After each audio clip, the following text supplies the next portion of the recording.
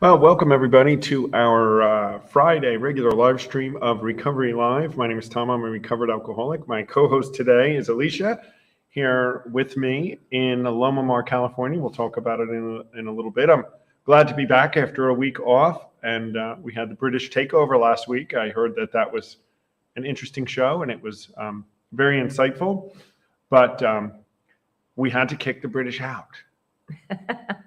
And guys, we're the only ones that find that funny. The British never find it funny. Somebody will comment on it, Melissa or something.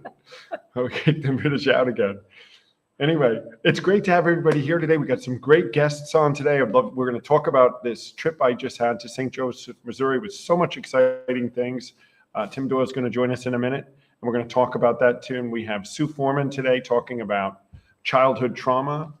And it's such an interesting subject. We were talking about it backstage before the show. It's going to be great. Lots of stuff today. But we're here in Loma Mar today, Alicea and I, getting ready to have the very first retreat here in Redwood Glen. This is the Bay Area of California, for all of you that don't know it. Peninsula area, right? I think it's Bay Area. Bay Area, Peninsula. So we're, just so you guys know, we're in the mountains about... it's about 40 minutes or an hour south of San Francisco and about 30 minutes west of San Jose. So we're very near the coast, up in some woods, and there's redwood trees around and everything. So just so you know where we are, it's just beautiful here. We were talking about this the other night when we were planning this retreat about, I don't know when it was, 3 months ago. Ricky Wade, one of our local leaders, and I were hoping to get 20 or 25 people for this very first retreat. With that in mind, we only saved a certain amount of space here at the retreat.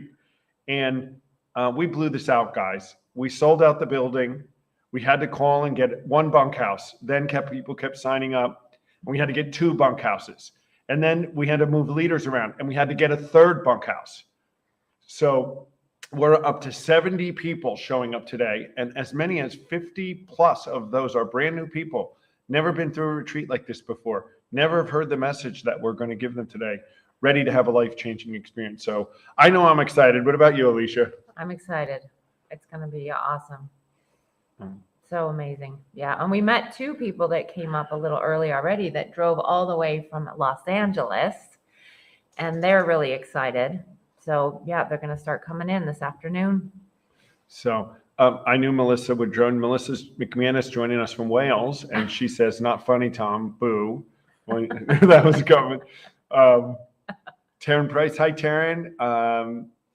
She's out here in California as well. I was talking to Taryn this week, who is our leader at the retreat in Prescott, Arizona. See, I said it right, Taryn. Prescott.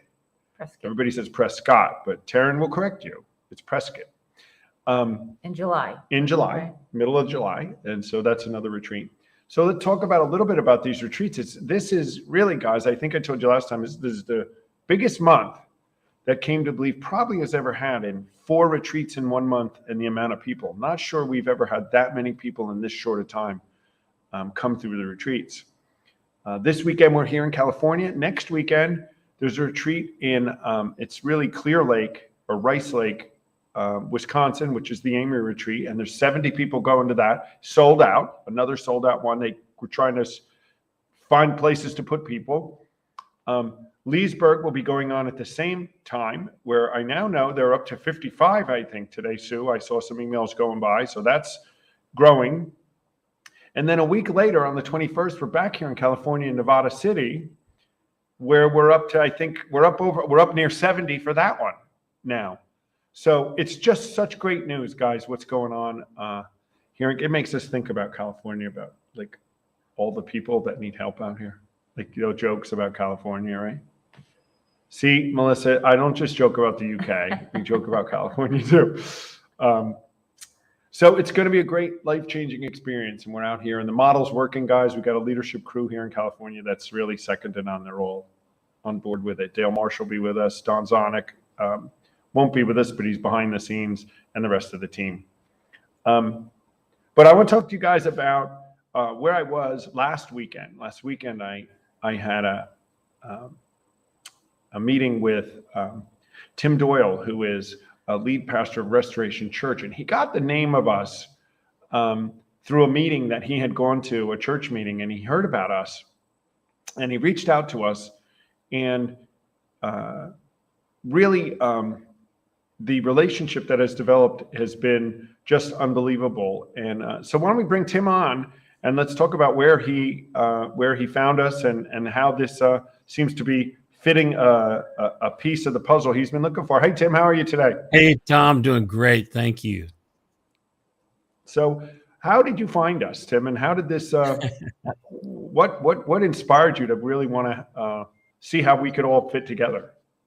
Well, I think the first thing that happened several months ago is we began just to see just spontaneously a number of men and women coming from, I would say, in the process of recovery from various addictions. And it just brought almost a crisis to us.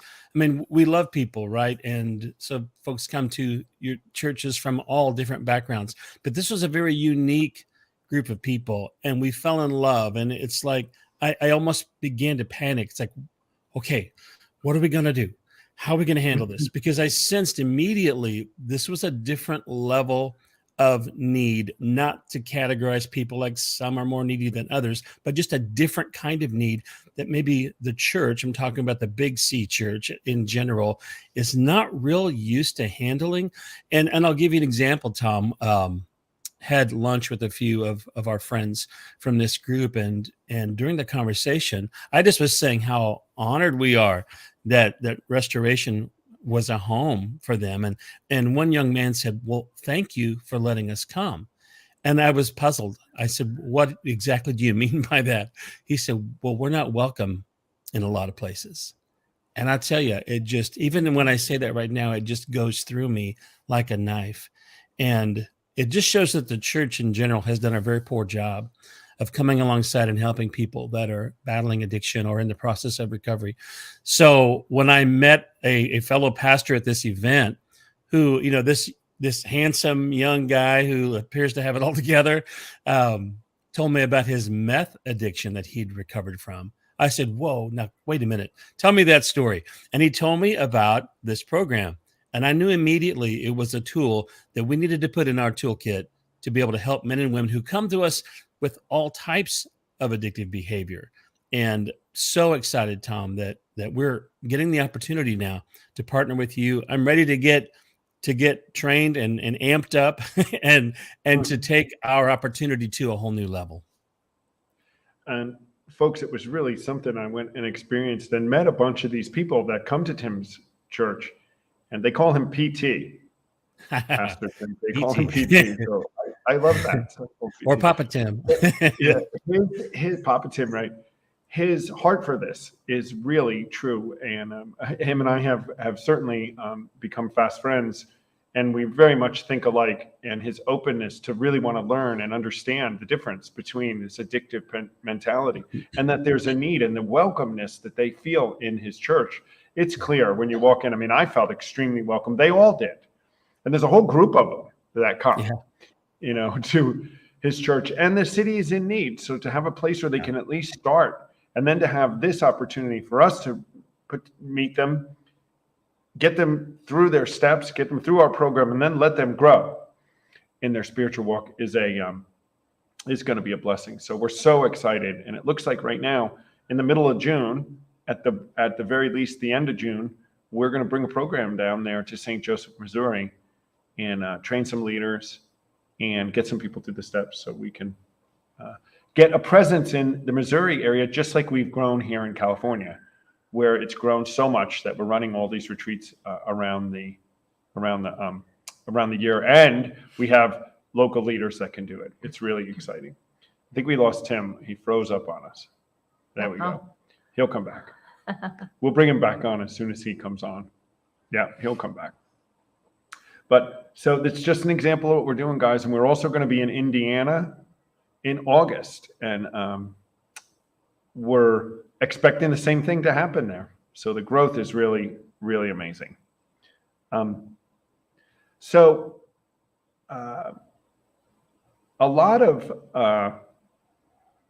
new research has come out and a lot of information has come out regarding a subject really under the big category of trauma, right? Childhood trauma and trauma in general that affects all of us and what we do and how we react and who we are, even it defines us. And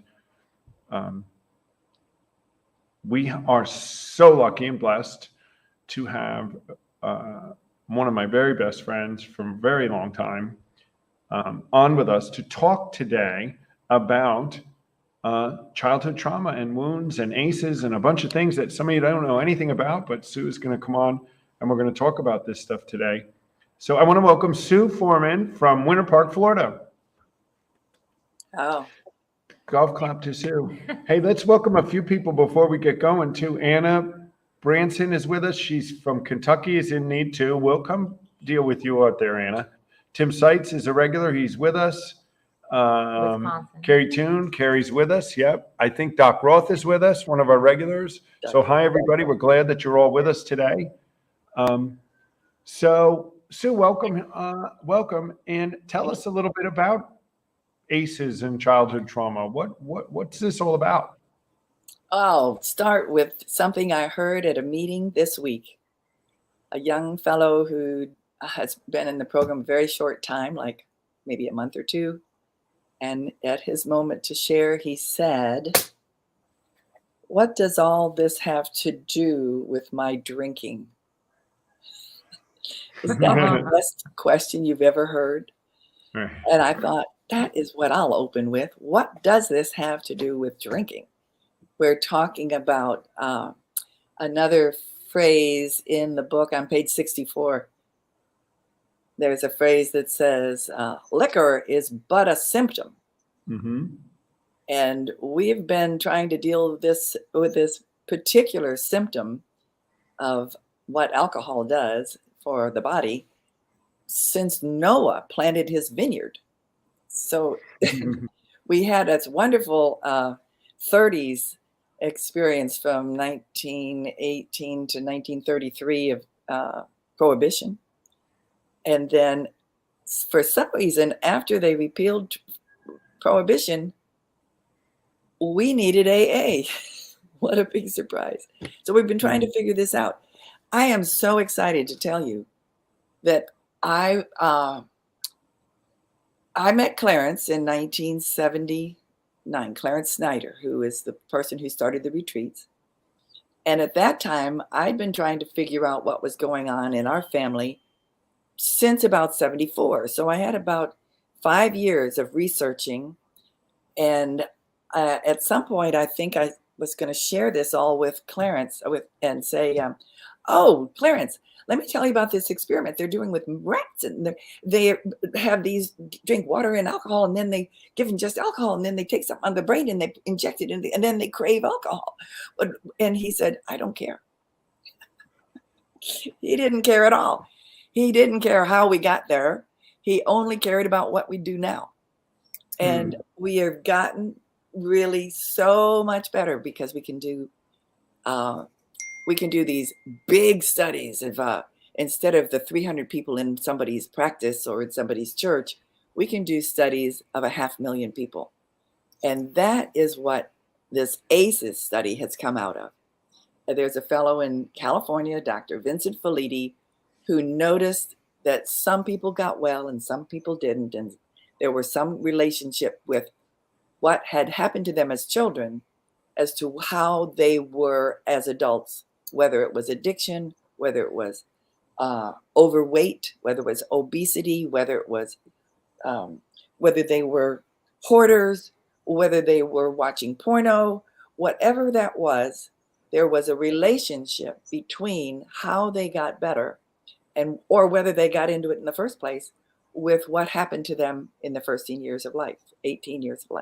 So that study has been going on for about 40 years, but it was revised and reopened just in the last 10 or 15 years. And it turns out that someone who has had 4 or more of the 10 experiences before they were 18. There are just 10 of them because they were doing a study. They didn't name everything that happened down the street. They just talked about violence and addiction and neglect and criminality and a couple things. There are 10 of them. And I think, as a matter of fact, Lisa has a website if anybody wants to know more, because we're not going to talk about what they are, except that my particular score happens to be 7 out of 10. So now, instead of telling my whole story about incest and the things that might have happened to me with alcoholic parents and family, and I can just say 7, and you kind of know, like, oh yeah, she's one of us. So then you then have to say, so what do we do about it now? And that is the exciting thing. And even when Tim we were doing that preview, right then he clicked in and said, oh yeah, I know about childhood adversity. And that was kind of cool. Why don't you bring him back? Yeah. If he comes back on, we'll bring him back in. Oh, we lost him. Oh, Tim, come back. So, and I know, Sue, this is so interesting. And I know, I mean, some of I think it's a subject we all hear more about, childhood trauma, how our parents screwed us up, those kind of things. And more and more than maybe there was 20 years ago that people were talking about it. But one of the interesting things I found out in my life was I didn't even realize that the trauma was making me do the stuff that I did, that I didn't draw the link to I do this all the time. And it's because of something that happened. And so I couldn't fix it until I figured out that I had it. Drawing the link without also adding blame. It's a tricky thing, because things did happen, and you don't want to say, my parents potty trained me wrong, but but drawing the link that I did the same thing when I was about 32, and Steve and I were getting one of our several divorces, and so I went to a counselor who asked me we'd been doing all sorts of things trying to figure out why we were so screwed up, and why we hated each other and why we were doing a lot of damage to our children. We were not a pretty couple, although we looked good.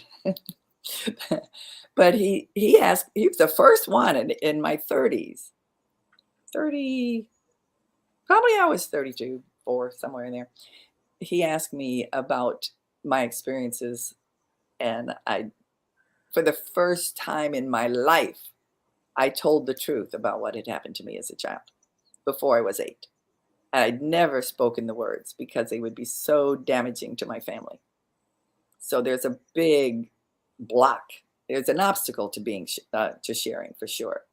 Then there's that obstacle of making the link.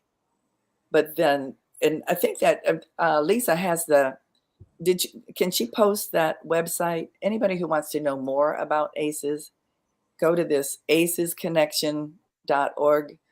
They have now changed it to PACES also. PACE stands for positive and negative adverse childhood experiences. And so there are 14 of those things that happen that you can know to do for your children, which many of us have children or grandchildren. So we want to know that. But for me, I thought, how can I have such a high ACE score and not be an alcoholic? Well, that's just kind of a different thing. Alcohol never did it for me. The other thing that never made me feel better. It was not a solution. And Dr. Vincent Felitti said just 4 years ago, I heard it for the first time, that humans become addicted to anything that almost works. So if you have a body that alcohol works in this way, you're likely to become addicted to it. I'm not going to become addicted to it because it never worked.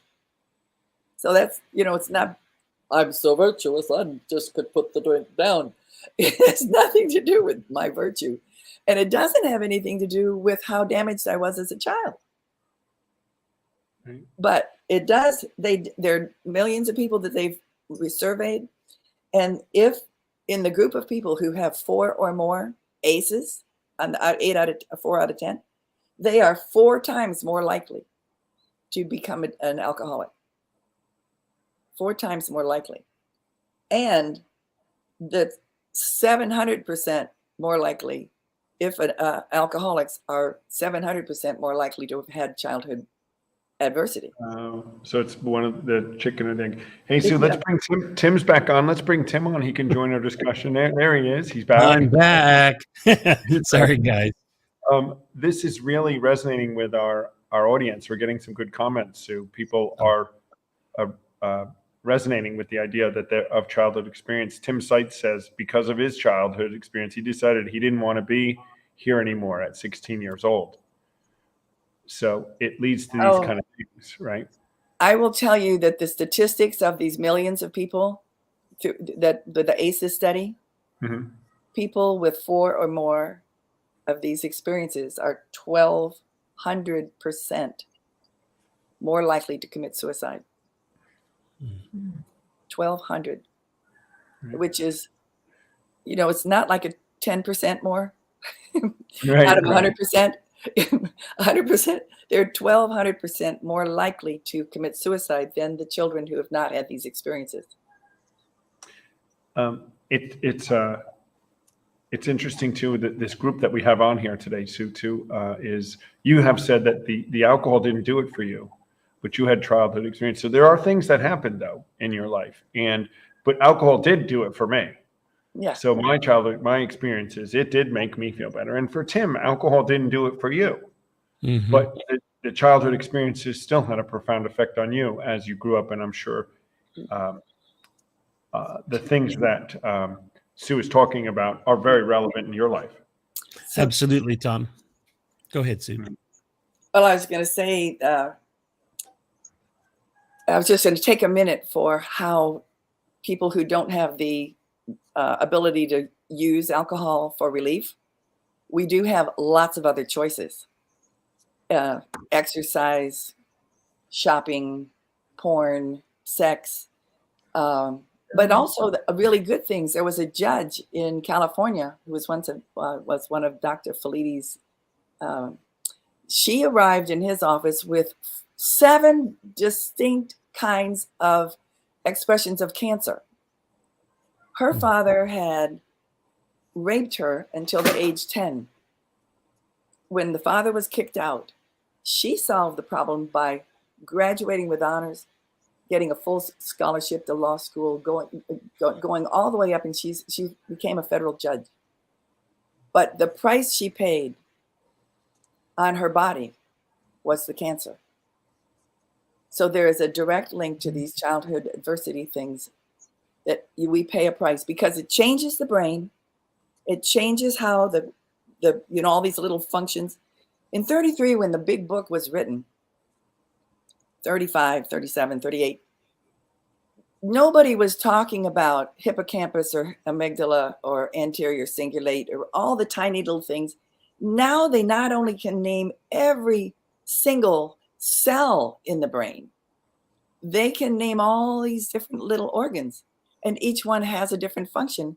And they can watch them happen by putting them in a scanner and see where the lights are lighting up. So what we have is an AA recovery program. We have a faith, and we have incredible new science, and the 3 are totally aligned.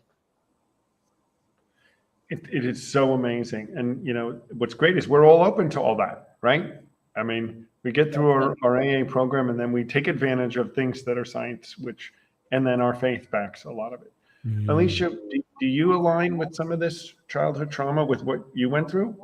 Yeah, I was just thinking, I wonder what my score would be. Go to on the right-hand column of acesconnection.org, down at the bottom on the right of there is the test. And next to it is the positive test. So be sure to take both, because you can feel kind of at risk and be triggered if you just look at all the bad things. But when I went over here and looked at how the teachers that I had and the aunt that I had and the good things that happened to me before I was 18, it left me with a, whoa, I cheated death there, didn't I? And thank you, world. Yeah, that's reminding me of our defects of character sheet with the defects and then the positive side, right? Exactly. I think for me, this is what got me to decide I had some trouble, because it's going through our defect list and realizing I couldn't get a handle on some of the things. It said, why? I need to go a little deeper here, which leads us to, it's so important to maybe start with something like this. You know, Yes. with what we do can lead to us getting healed in much greater ways than we could. Tim, did you use any tactics or anything that you, as you grew older, what have you done to try to manage this that you recognize as part of your life? I feel like for me, my primary addiction became approval. I was starving for affirmation. And when you have that type of personality, it can lead you down dangerous paths to get the approval of other people. I was never drawn toward drugs or alcohol because I smelled alcohol in the vomit of my stepfather growing up, and it was repulsive to me, it still is today. But I did let my college fraternity buddies talk me into doing some things that I knew I shouldn't do that could be devastating for me.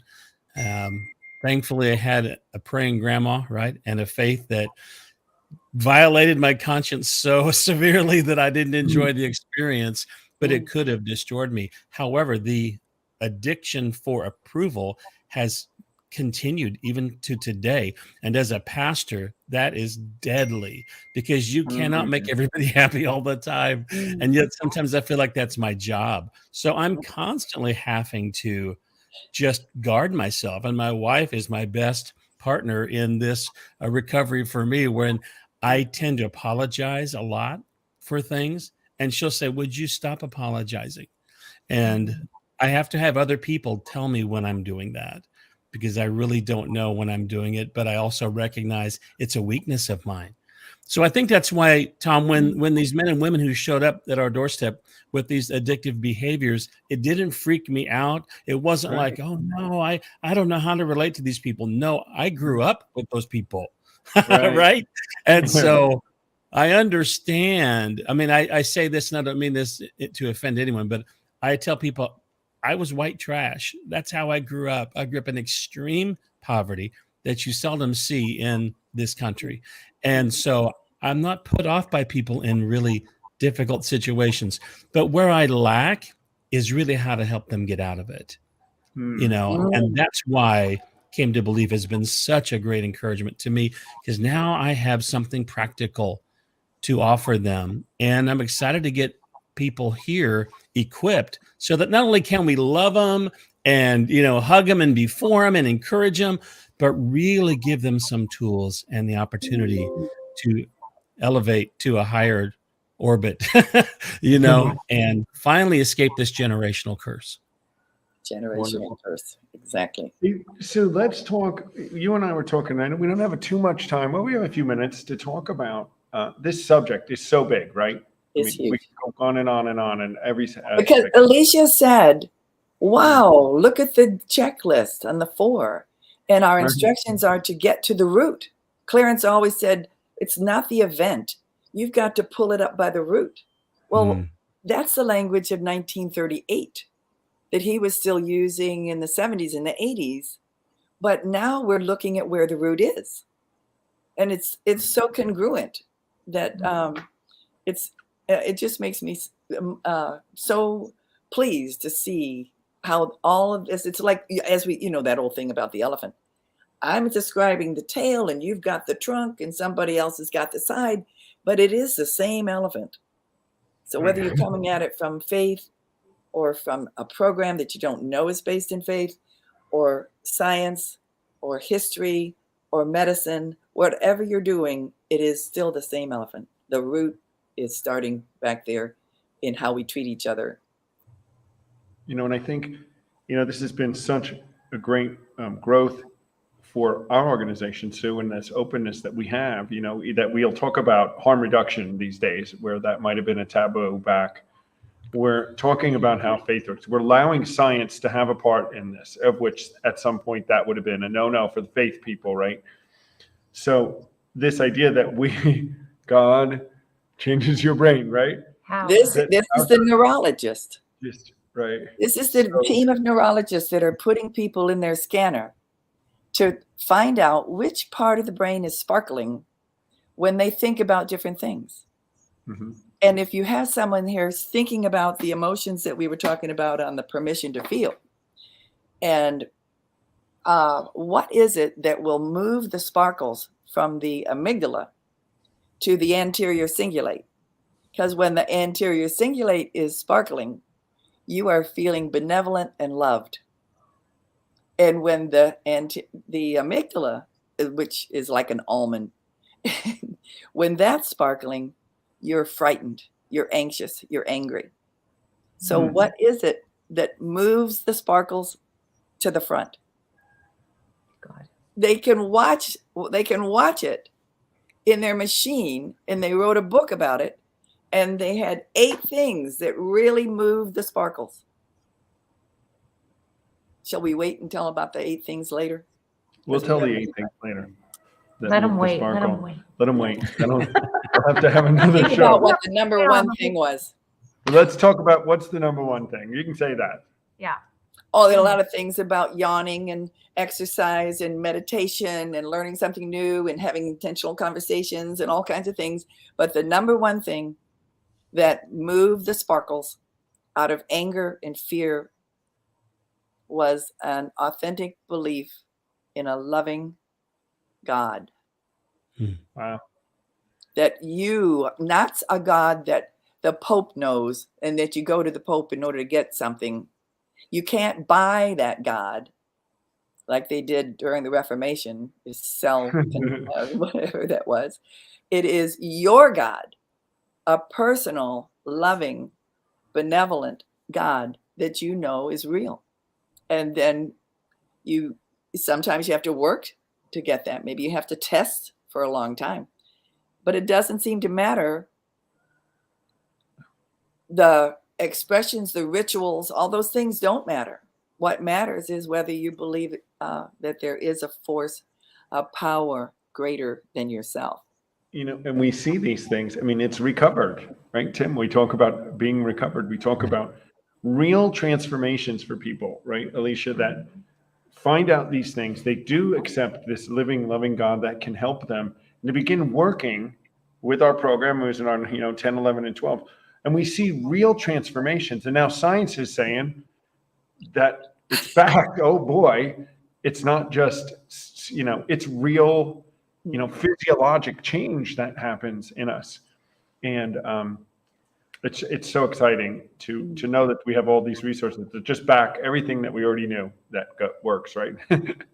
So let's talk about the emotions and the ruler. You were talking to me about this tool, about emotions and a ruler. Tim, you're going to like this too, and you will too, Alicea, I think. This After a previous retreat, 4 of us decided that we were in a small group, and we decided we didn't want to stop. So we did 5th steps together and everything. And now let's meet together on Zoom and delve a little deeper into the inventory and the emotions. Because what is it that we feel when we stand in front of the refrigerator or, go on shopping or look at porn or need a drink? What is happening? What is that twist of mind?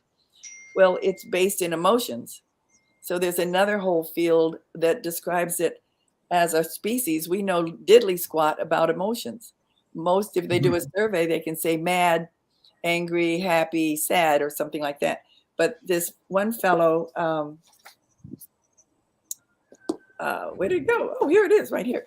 This fellow, Mark Brackett, wrote a book called Permission to Feel that we have been looking at. Actually, there's a little session. It's only an hour a week when we can all, we are busy. But we started with Brene Brown's book, which is Atlas of the Heart, because she is simply defining the emotions that we have on our 4th step inventory.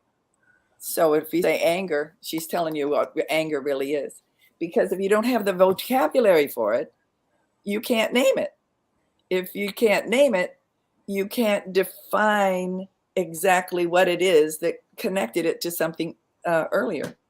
So this other fellow, he does the whole thing on all the worldwide. This is the inside cover of his book, which is permission to feel. And he's got the 4 quadrants of how pleasant or unpleasant, or how much energy. So of course the red is really hot energy, and the yellow is kind of pleasant energy, and then you have sad and depressed, little low energy, very unpleasant. Then over here in the green, you've got low relaxed energy that's very pleasant, high pleasantness. So it's 100 of them. So we got hold of that book, and in the book he did a thing called ruler, and this is sort of this is what happens when you've put the drink down and you have to find something else. You have a body and a mind that is going to constantly tell you what you need to fix next. It's like a little flag that goes up and says, I'm really feeling depressed today. So then what do you do about that? He says there's this ruler project, RULER. Oh, here we are, just so I can, this is my visual aid. So I can remember. The ruler, not to be confused with the king ruler or queen. It is this kind of ruler. The R stands for recognize. And I know when Dee does her first step, she talks about a twist of mind. And she wants us to be aware for this twist. And most of us, when we're addicted to this sort of thing, we have eaten the gallon of ice cream before it occurs to us that we did it because somebody was mean to us. So you got to recognize it. And then the U stands for understand it. And understanding it is this thing that Tim is talking about. He's addicted to approval, and he can look back at why. And then once you know the why and the logic of it, it takes the intensity out of it. It's just an event. It's no longer a shame or a weakness, even, because Tim has turned it into a strength. But it will eat him up if he doesn't have the understanding of where it came from, because then he, it overdoes it. So the L is to label it. And the label we don't have in our culture. So then we read things like this. This is our, our little group of 4. We get so excited of these things we've just never known before. And then E, the in ruler, is to express it. So when we call one another because we're in a tit, oh, look at what happened. Then we say, this is what I'm feeling. I've labeled it, and I can express it to someone in a rational manner. It's important to be able to get it out of your mind and into your mouth so that someone else can repeat it back to you. And then when you hear it come back, it changes from a trauma to a story. And then the last one is regulate. That means now when something happens, or somebody doesn't come home, or somebody forgets my birthday, the big stuff, I go through this like this, and I am regulated before I open the refrigerator door. Well, it sounds like steps 4 through 10. It's 10. It's 10. All right. In a nugget. You immediately recognize it, immediately make an amends, right? Apologize, whatever it is. And what is it? But the thing that tells you that something's happened is that emotion. And those are so many of the things that are listed on our 4th step. How does that ruler, how does that affect you, Tim? Do you relate with that idea of the ruler? Absolutely. I'm taking notes. I'm like, Sue, come on. I'm getting some sermon points here. Here we go. But it's what's awesome. What's awesome is, without having read that book, I can see how, in my life, my relationship with my Heavenly Father has helped me process some of that. And if we can help other people find those tools and employ them, my goodness, what a difference we can make in people's lives. Right. How about that for you, Alicea?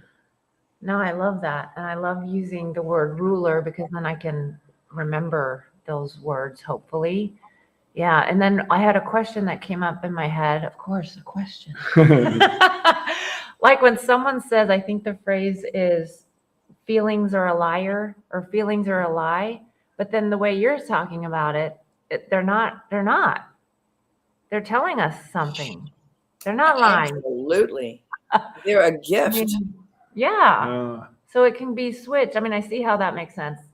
Feelings are I a say lie. maybe that thing with feelings are a lie. Often there's a lie connected to the story. Right. So The story I that's may implied. have been sexually abused by a family member who happened to come back from the Battle of the Bulge and had probably PTSD, which we didn't have a name for then, and was probably drunk. The lie of that situation is that somehow I was to blame, or somehow I've been ruined. I should have some shame around it. There are all kinds of lies, and each individual seems to be able to make up their own. And the situation might look the same, but mine's going to be a different lie than my brother had. So their feelings have a lie, but they are not the lie. I know Anna Branson says feelings are not facts. That might be a good way to say it too. Yeah. But they lead you to the facts. They lead you to the fact, right? If you're courageous enough, it takes a Mm. great deal of courage to go in. Lean in, I think, is a new thing. Lean into it. All right. Because So what addicts want to do is like stuff them and eat them and run them and swim them. drink 'em. It doesn't help. Yeah. Yeah. Because they're very painful. There's no doubt. It's physical pain. It is. I mean, you feel it in your stomach. I've been there where you really want to die. And it's all coming out of your brain. My little amygdala was pumping me so full of stuff that I really was considering suicide. I mean, that's real pain. It's outrageous. Well, we'll take a small break here and just say, we see people putting hashtag recovered in the comment slots already. We're going to do our t-shirt giveaway in a few minutes. Lisa is our wizard behind the scenes today. And so if you guys want to be in that contest, remember, push hashtag recovered in the comment section and you'll be added to that fun giveaway at the end. So remember, guys, hashtag recovered. See if Doc Roth can win his 10th shirt. Every Doc week. Roth. Tim Seitz, I think, is one of you too. So you can put that in. Well, it's been such a great conversation. And many more to come.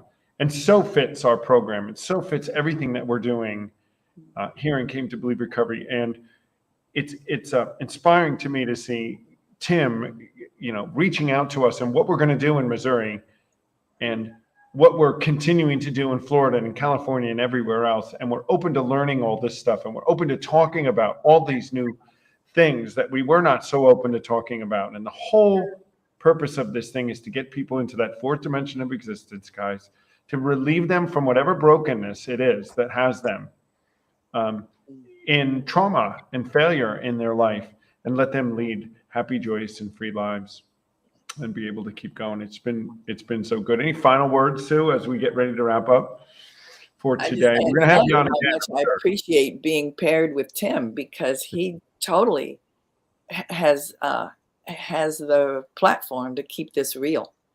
Because I've been doing this since 79, I guess, with the retreats and watching and being on this recent, I'm going to say intellectual scientific adventure. But it is all useless information until you can somehow deliver it to these people that are hurting. Right. And he's right in a nest. He's right at the door, that doorknob. That's right. And Sue, you would be, I'm just saying, as Tim knows, I went there and they are just hungry for some answer. No. And they feel a real home in restoration there in in Missouri. So we're going to do whatever we can as Came to Believe, whatever I can to be a piece to help Tim and fit that in however we can do it in St. Joseph and maybe into Kansas City and wherever else, right, Tim? That's right. And one thing I would say, Tom, is that we're learning. I mean, we really are. We started out at 0, except we had a heart to love people. And what's amazing now is for us to be able to, and we've had some failures already. We've had some heartaches, and that comes with the territory. Again, so you're talking about feelings. That's one of those things that if I didn't feel, I would be dead, right? And I would have a cold heart. But man, my heart is as full of love as it is full of sorrow when I see someone struggling. But I'm learning how really practically to not rescue, but to equip. Maybe that's the best way to say it. And I'm thinking we're on the right track, thanks to Tom and you and Came to Believe. I'm really excited about where we're going. You know, and I have to come back, Tim, because they sold out the Kansas City mugs at the Starbucks. Yeah, I know. And we know that I got the Missouri mug, but I went back to the airport and I was panically saying, Tim, they sold out the Kansas City mugs. First things first. Exactly. First things first. Right? A luxury problem, but remember, we are not a glum lot. We live a happy, joyous, and we have a lot of fun, which we will have this weekend. Lives will be changed, and there'll be some fun. I want to thank you both again. Sue, thanks so much for coming on. We're going to have to keep this discussion going for sure. Tim, I'm sure you'll be a regular on too. We'd love to have you back if you're willing to come back on. Thank you. And we're going to see you in June in Missouri. And hey, guys, listen, we're looking for some resources out there to get us to be able to come out to Missouri in June. So if it's on your heart to donate, to help us bring a team to help with Tim, to help us do even more and more and more out there in St. Joseph, you can go to our website under donation on cametobelieverecovery.org, and anything does. Nobody's getting rich. All it does is go to help save the addict or alcoholic and allows us to bring that message. We don't get a penny ourselves. It goes towards us being able to spread the message. Anyway, again, thanks you guys, and have a great weekend. And we're going to come probably back on Sunday and do a little, Alicea and I, and maybe some others from the retreat, and do a little wrap up for the retreat. So everybody that's watching, keep an eye out for us Sunday. I think afternoon, we're going to come on and give a big shout out with everybody after the retreat's over. So thanks, guys, for having you. Thank you, Tom. See ya. Bye. Thank you.